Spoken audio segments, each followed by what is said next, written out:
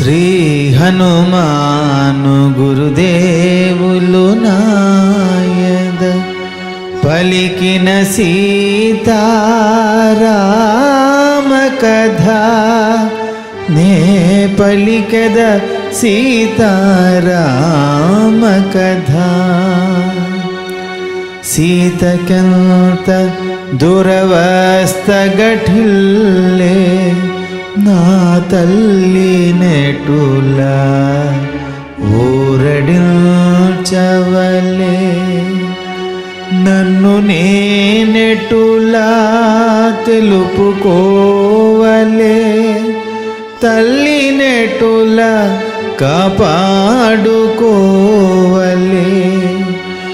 ఏ మాత్రమునే ఆలసించిన సీతామాత ప్రాణములుండున అని హనుమంతుడు శాఖల మాటున తహతహలాడుచు మెదల సాగెను. శ్రీ హనుమాను గురుదేవులు నాయద పలికిన సీతారామ కథ నే పలికద సీతారామ కథ.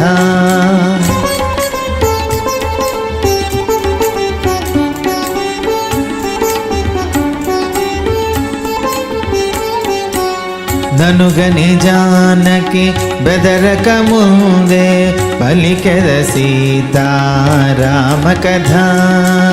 సత్యమైనది వ్యర్థముగానిది పావనమైనది శుభకరమైనది సీతామాతకు కడు ప్రియమైనది పలుకు పలుకునా తేనెలొలుకున్నది అని హనుమంతుడు మృదు మధురముగా పలికెను సీతారామ కథ.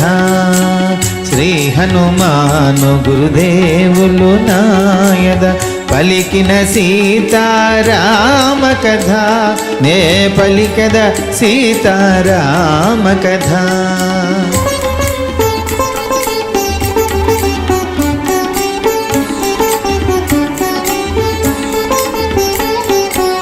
దశరథ విభుడు రాజోత్తముడు పుణ్యశీలుడు కీర్తిమంతుడు రాజర్షులలో ఉత్తమోత్తముడు యశముగొన్న ఇక్ష్వాకు వంశజుడు అయోధ్యాపురి రాజధానిగా కోసల రాజ్యము ఏలుచుండేగా అని హనుమంతుడు మృదు మధురముగా పలికెను సీతారామ కథ.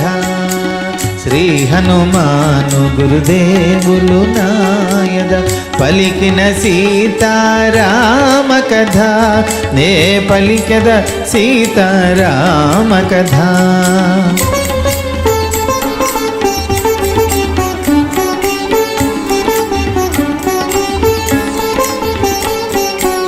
దశరథునకు కడు ప్రియమైన వాడు జ్యేష్ఠ కుమారుడు శ్రీ రఘురాముడు సత్యవంతుడు జ్ఞానశ్రేష్ఠుడు ధనుర్ధరులలో అగ్రగణ్యుడు ధర్మరక్షకుడు శ్రితజనపాలుడు పితృ ఆజ్ఞ పరిపాలనశీలుడు అని హనుమంతుడు మృదు మధురముగా పలికెను సీతారామ కథ. శ్రీ హనుమాను గురుదేవులు నాయద పలికిన సీతారామ కథ నే పలికద సీతారామ కథ.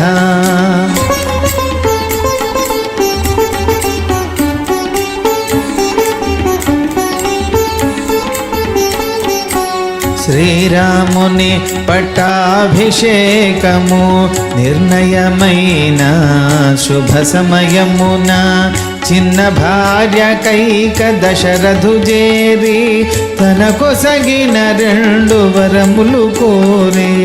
భరతునకు పట్టాభిషేకము 14 రామ వనవాస వనవాసము భరతునకు పట్టాభిషేకము 14 రామ వనవాసము అని హనుమంతుడు మృదు మధురముగా అని హనుమంతుడు మృదు మధురముగా పలికెను సీతారామ కథ.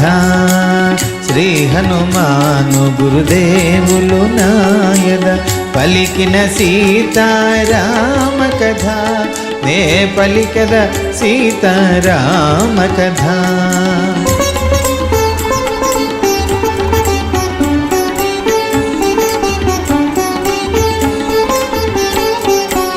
తండ్రి మాట నిలుప రామచంద్రుడు వల్కలధారి అయి రాజ్యము వీడే సీతాలక్ష్మణులు తనతో రాగా 14 వనవాసమేగే ఖరదూషణాది 14,000 అసురుల చంపే జనస్థానమున అని హనుమంతుడు మృదు మధురముగా పలికెను సీతారామ కథ.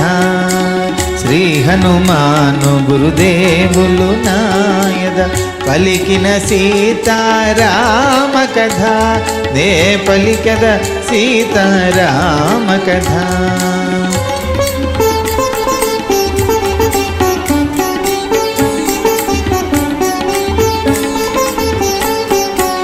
రాముడు వెడలే సీత కోర్కెపై మాయలేడిని కొనితే చుటకై రామలక్ష్మణులు లేని సమయమున అపహరించే లంకేశుడు సీతను గానక రామచంద్రుడు అడవుల పాలై వెదకుచుండెను అని హనుమంతుడు మృదు మధురముగా అని హనుమంతుడు మృదు మధురముగా పలికెను సీతారామ కథ.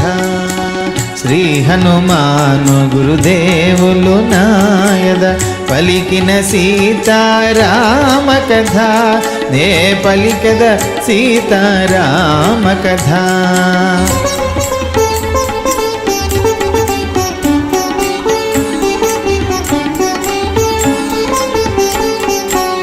రామ సుగ్రీవులు వనమున గలిసిరి మిత్రులైరి ప్రతిజ్ఞలబూనిరి శ్రీ రఘురాముడు వాలిని గూర్చెను సుగ్రీవుని కపిరాజుగా చేసెను కదల కపిసేన సుగ్రీవు నాన నలు దిశలు వెదకి సీతను కనుగొన అని హనుమంతుడు మృదు మధురముగా పలికెను సీతారామ కథ.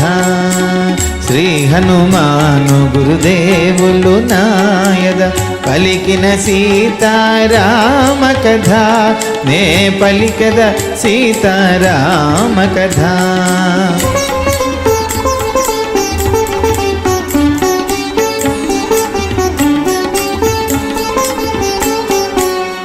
లంకాపురిలో సీతయుండునని పక్షిరాజు సంపత్తి మాట విని శతయోజనముల వారిధి దాటి సీత జాడగన లంక చేరితి రాముడు తెలిపిన గురుతులు కలిగిన సీతామాతను కనుగొనగలిగితి అని హనుమంతుడు మృదు మధురముగా అని హనుమంతుడు మృదు మధురముగా పలికెను సీతారామ కథ.